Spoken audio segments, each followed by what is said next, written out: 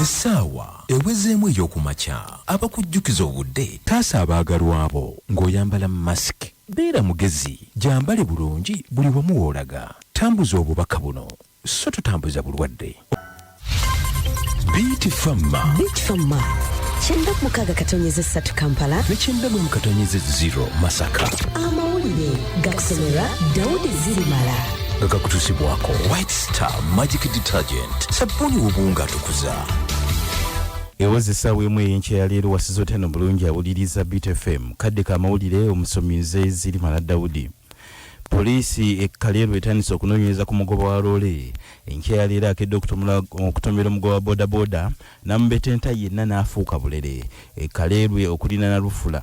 Okusinziira kubeera biddeko ku njege eno, omugoba wa bodaboda agezezaako okusalinkiriza wakati we bakola flyover Kaleerwe ng'eno loole gye musanze n'emunyiga era nga mu kiseera kino poliisi ekyalinda ambulance okujja omulambo guno songa ye omugoba wa biroole yabinyise dda mu nsuwa oluvannyuma lw'okukola akabenje kano songa n'emmotoka naye ekoze akabenje. Poliisi egisiseewo okugyongerayo ku poliisi. Ebyo nga biriwo bityo wakati mu kutuukiriza ebigendwa bya gavumenti ebyokukendeeza ku bantu abafiirwa mu biseera by'amakungula.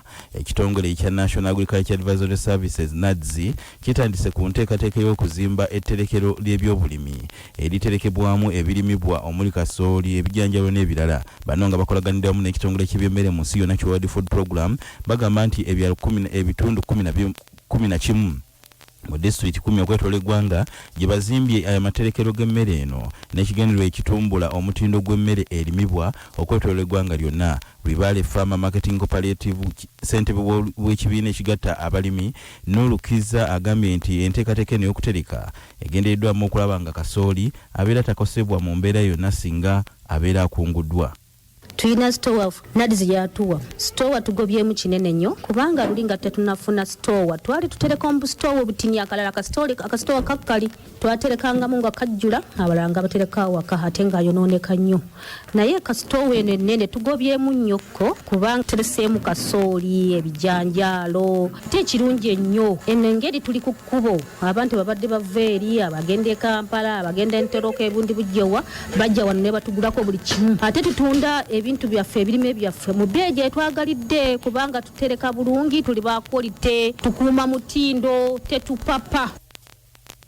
Ebyo nga biriwo biti akwatidde ekibiina ekya National Resistance Movement bendera kuba President Yoweri Tibuhaburwa Kaguta Museveni akubiriza abavubuka mu bitundu ebyakyoli okusoma amasomo agaganyinza okubayamba okubaako kye beekolera mu biseera eby'omu maaso. Bino Museveni abyogeredde eggulu wabadde ayogerako n'abamawulire ku mikutu egy'eno. Musasi waffe John Mark Segawa kabituwe. President Museveni okwogera bino abadde ayogerako n'abamawulire ekiteesezo olunaku olwaleero ng'asinziira mu kibuga eky'eggulu agamba nti abavubuka bangi bagenze ne basoma ebintu bingi kyokka bibayambye ne badda ku byalo kuba emisota naye nga tokugololejjo nga banoonya emirimu so ng'omuntu asomye amasomo g'ebyemikono n'amakoko etandikirawo emirimu n'asobola okubeera obulungi mu nsi. President Museveni era bw'abadde ayogerako eri abamawulire ku mikutu egy'enjawulo ategeeza nti ekitundu kino eky'eggulu n'ebitundu ebiriraanyewo bagenda kufuba okulaba nga bateekawo amatendekero ag'ebyemikono mu buli ggombolola kisobozese abavubuka n'abaana abawala okusoma ate nga tebajja kubanga basasula ensimbi ez'ebisale. Kuba BTFM nze John Mark Segawa wano mu disitulikiti ey'eggulu. Ate yakwatidde ekibiina ki Forum for Democratic Change FDC bendera kuba President Patrick Amuriato Boy yeeyamye okunoonyereza ku ttemu eryakolebwa mu kitundu ekyakyoli mu biseera eby'olutalo olw'ekiyeekera lwakolebwa aba Lord Resistance Army. Bw'adde ayogerako eri abalonzi be mu kabuga ak'Epunanga mu disitulikiti y'Epadeo.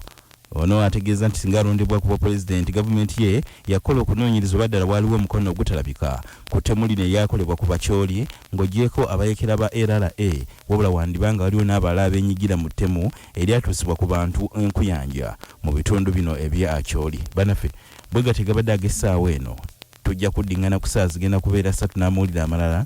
Nze Zirimala Daudi.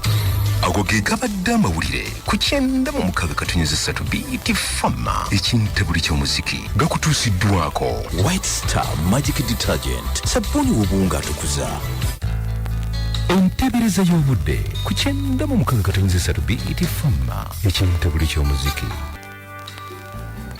Banaluwero mwebale kubanga ate mwekomera ku kintabiro ky'omuziki olwaleero nomulina omukisa ebitundu 8 ku 10 okufuna enkuba olwaleero ekidede ekigenda kweriisa enkuuli naye tusubirayo kakasana naye n'olweggulo kikunta wa kukunta.